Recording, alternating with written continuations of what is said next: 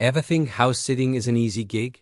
Free place to stay, maybe a cute pet to look after. What could possibly go wrong? Well, sometimes the dream job turns into a living nightmare. Tonight, we were diving into 3 true horror stories from people who thought they landed the perfect house-sitting job, only to find themselves trapped in situations straight out of a horror movie. So lock your doors, check behind the curtains, and get ready. Our first story comes from a college student we'll call Chloe. She found a job on a community board to watch a large historic house in the countryside for 2 weeks. The owners were a friendly older couple who seemed perfectly normal. They gave her a tour, showed her how to care for their cat, and left for their vacation. The first few days were peaceful. The house was beautiful, if a little creaky and old. But on the 4th night, things started to get weird. Chloe was watching a movie when she heard a faint, scratching sound. She paused the TV and listened. It sounded like it was coming from inside the walls. She brushed it off as mice, common in old houses. But the scratching got louder, more frantic. It wasn't the sound of a tiny mouse. It was heavier, more deliberate. It moved along the walls of the living room, then up towards the ceiling. Her heart started pounding. She called the owners, but the call went straight to voicemail. The next night, the scratching was back, but this time it was accompanied by a soft whisper. It was too faint to make out any words, just a sibilant, hissing sound that seemed to snake its way through the house. Chloe barricaded herself in the bedroom, a chair propped under the doorknob. She tried to sleep with the lights on, but the whispering was relentless. It felt like someone was just on the other side of the door, murmuring secrets into the wood. By the end of the first week, Chloe was a nervous wreck. She hadn't slept properly in days. She started noticing other things. Doors she knew she had closed would be slightly ajar. Objects would be moved. A porcelain doll on a shelf in the hallway seemed to change its position every time she walked past it. Its painted-on smile felt more like a sneer. She decided she couldn't stay another night. She packed her bags in a panic, grabbed the cat, and drove to a friend's house, leaving a note for the owners that there was a family emergency. When the owners returned, they called her, sounding confused. She explained about the noises. There was a long pause on the other end of the line. Then the wife said, "Oh dear, you must have heard Thomas." We probably should have mentioned him. Chloe asked who Thomas was. The wife explained that her brother Thomas had lived in the house his whole life. He had passed away in his bedroom upstairs years ago. He was a recluse, and sometimes he still made his presence known. They said he was harmless, just lonely. Chloe never went back to that house again. The thought of lonely Thomas scratching and whispering in the walls still gives her chills. Our second story is from a guy named Ben, a freelance graphic designer who often house sat to save money on rent. He took a job watching a modern minimalist apartment in a new high-rise building. The owner was a tech guy who traveled a lot for work.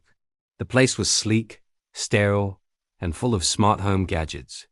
Everything was controlled by a central tablet: lights, blinds, temperature, even the locks. It seemed cool at first, a taste of the future. The first couple of days were uneventful. Ben worked on his projects, enjoyed the city view, and played with the owner's ridiculously advanced home entertainment system.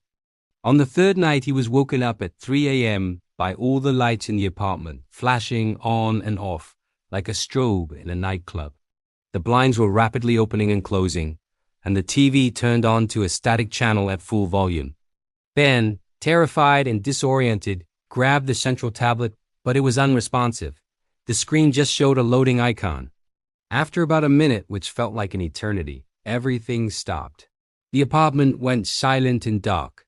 Ben's hands were shaking. He figured it must have been a system glitch, a power surge, something logical.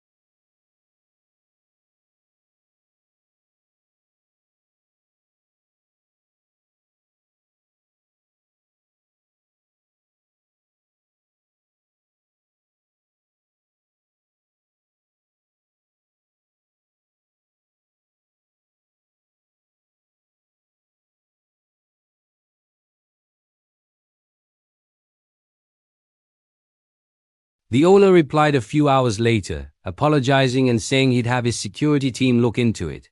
A week later, Ben got a news alert on his phone. The tech CEO who owned the apartment had been arrested. He had been illegally bugging his properties and using the smart home systems to terrorize tenants and house sitters for his own amusement, and wasn't a victim of a ghost. He was the star of a rich man's twisted private reality show. Our final story tonight comes from a woman named Sarah, who agreed to house sit for a family she'd met through a mutual friend. They lived in a normal suburban house, the kind you see in every family movie. They had 2 kids and a golden retriever named Buddy. The job was simple: keep Buddy company and water the plants. The family seemed lovely, and the house felt warm and welcoming. The first night, Sarah was settling in when she found a box of old home videos in the living room closet. Curious, she decided to watch one. The tapes were what you'd expect: birthdays, holidays, family vacations. It was sweet. But as she watched, she noticed something odd. In the background of several videos, filmed years apart, there was a man. He was always in the distance, partially obscured, just watching the family. In one video at a park, he was sitting on a bench. In another, at a Christmas party, he was visible through a window, standing across the street. Sarah felt a chill. It was probably just a coincidence, a stranger who happened to be in the background. But the more she watched, the more he appeared. He never interacted with them, never got closer. He was just there, always watching. She felt an overwhelming sense of dread. Who was this person? A stalker?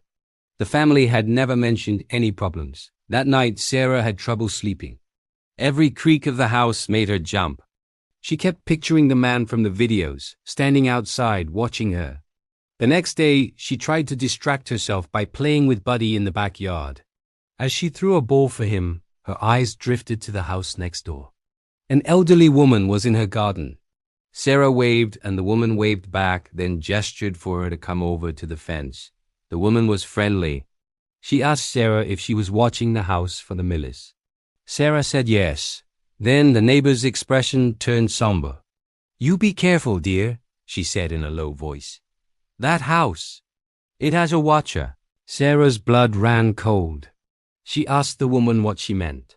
The neighbor explained that years ago, a man lived in that house.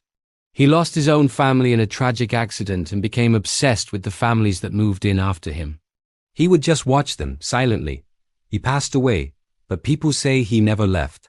Sometimes, the neighbor whispered, you can still see him.